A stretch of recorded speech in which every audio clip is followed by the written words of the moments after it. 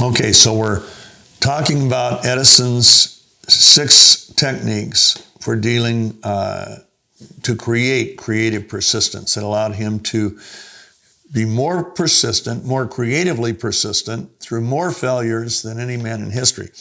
We've already talked about how he defined every dream in writing and usually would dedicate 1 page of his journal for that. So he didn't want to write a book on it because he wanted a clear vision.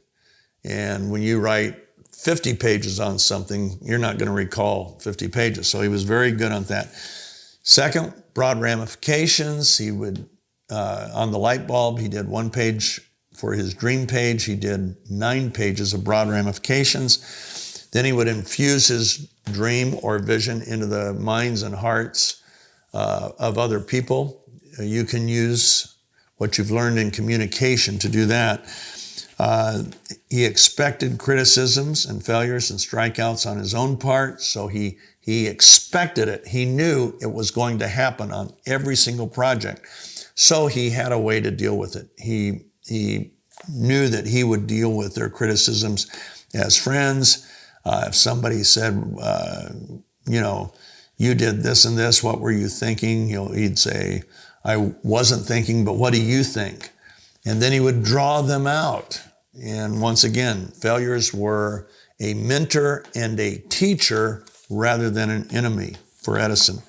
And he didn't even call them failures. After they had tried over 400 filaments for the light bulb and they all burned out too quick, a reporter asked him, what do you say about so many failures? He says, we haven't failed. He said, each one of those brings me 1 step closer to a filament that will burn and burn and burn. I know 400 that won't, but I'm that much closer to one that will. Okay, so the next thing we're looking at right now is how do you handle the strikeouts of other people on your team? When your kids fail, when your spouse fails at something, when somebody's working with you on a project and their failure causes the whole project and the whole team to fail. How do you deal with that? Edison had a way. Once again, he never viewed their failure as an enemy, but rather as a learning experience.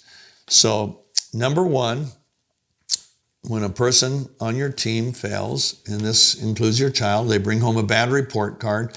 Number 1, you give them time to recuperate, time to heal the emotion. Initially, right out of the gate, you encourage them. And you don't do a lot of encouragement because they're hurting so bad typically that they don't hear much of what you say. So just a hug, an arm around the shoulder, you know what, we're going to beat this. We're going to beat this. And, let's tackle it next week. Let's look at what we might do in light of this to help bring about success. So you give them recovery time. During that period, you listen, you comfort, and you encourage. You encourage. 1 strikeout isn't a game. 1 game isn't a season. 1 season isn't the whole life of a team. A great movie to watch that relates to all of this. It's one of my favorite sports movies of all time. It's called Moneyball with Brad Pitt and Jonah Hill. And watch that. Man, the life lessons that you will see in that movie are great. Another one that teaches life lessons that I love, any entrepreneur, anybody that wants to have their own business needs to watch Secretariat. Not for what the horse does, but for what the horse owner does. And her commitment and her creative persistence. And the last sports film that I like, and I like sports films because you can learn so much from them. And this is another great one. It's called Hoosiers. And all 3 of these are true stories. They're all true stories. So watch those and you'll learn. Just from watching, you will get ideas and you'll see what creative persistence looks like. Okay, finally, with other people's strikeouts, you offer your help and partnership. So as they're analyzing their failures, once they're emotionally recovered, you help them. You ask them questions. Okay, why did you have that in this effort? What did you do? What do you think that brought to it? But to me, it looks like it might be one of the reasons the project failed. Why did you do that? Well, I did this because of this and this. Okay, well, how can we compensate for that? And we have some pages in a PDF that we put together that show you what you can do in this whole area. Okay, so number 5 of Edison's techniques is you use your roadblocks and obstacles as learning opportunities.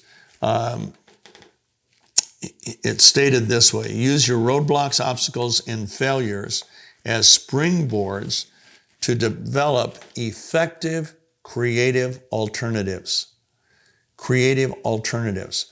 Right now, we have a situation in our current business where a particular door was slammed shut that is going to slow down our delivery of a product into another country. Well, we didn't say, oh, crud, I guess we're not bringing that product in the country. Our lead formulator, the head of R&D, said, well, you know what? What would happen if we could do this, this, and this in the product?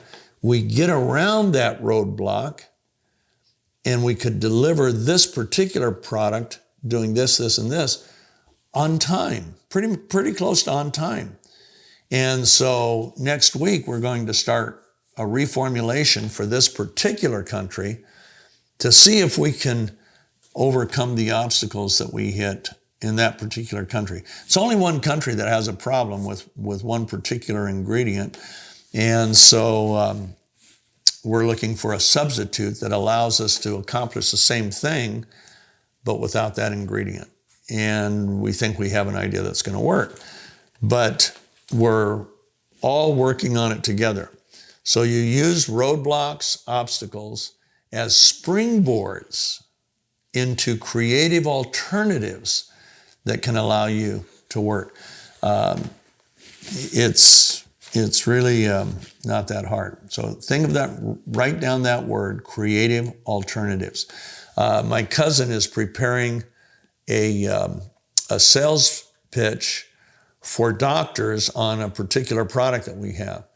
And so we're working on it together, and we're coming up with some creative alternatives to different obstacles that those doctors might bring up in the presentation. Okay, number 6, and this is the hard one. This one's really bad, is recognize a 3-legged horse as a 3-legged horse.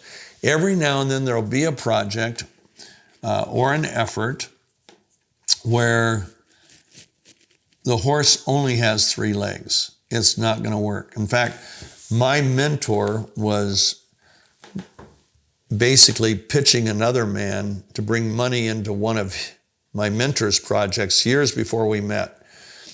And that man decided to make a big investment in my partner.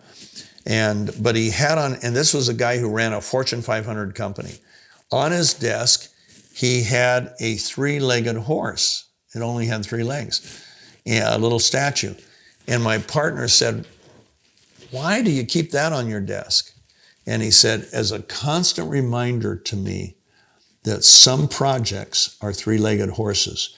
He said, a 3-legged horse, you can have him as a pet, you can walk him in the day or the night, he can get by in the barn, but you can never race him. He'll never win a race because he's a 3-legged horse. And there are some projects, and I've had plenty of those projects where they seemed like they were absolute can't miss, and then they turn out to be strikeouts. In fact, I've actually had commercials where no phone calls come in, 0. And I'm expecting 200 or 300 to come in off of a particular spot in a particular city on a particular station. And we call up the answering service. How many orders did we get? None. That's as bad a failure as you can get in my industry. And I hate to admit it, but that particular project would be a three-legged horse. So there are three-legged horses. Even in relationships, especially where there is abuse, whether it be child abuse or spousal abuse, if the person won't get counsel, if the person won't do anything to change, then for your own protection, you have to recognize, man, this relationship is a three-legged horse. And but I would never recommend anybody to walk away from anything. That's where you need to get counsel from professionals, listen to your counselors, get second opinions, and then take whatever action you need to take. But don't be quick to acknowledge a three-legged horse. But when you have one, you can't run it in the race. So those are the techniques Edison used. In our next session, we're going to do a little bonus thing. Walt Disney developed a skill set that he did on every single project he ever did, starting with his very first project, or his first feature film. His first feature film was Snow White and the Seven Dwarfs. And that was coming against so many obstacles. Nobody had ever done a feature-length animation. How are you ever going to keep people involved in a cartoon for an entire hour, hour and a half? How are you going to even make them want to go? All these things. Well, Disney developed this wonderful technique, and it was so successful that he did it on every project after that.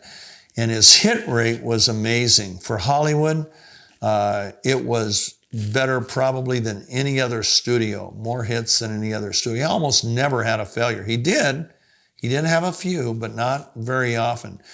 Part of it was because he would do this one process with his staff, and we're going to show you how to do that. And it is amazing how this thing can work. It's called creative storyboarding. It's not what you would think of when you think of storyboards. Storyboards have been used in the advertising industry and the film industry forever. You got little pictures in a frame of what something's going to look like, and then some narrative copy that goes along next to that. That's not what we're talking about. We're talking about something radically different. So we'll see you in our next session when we do that.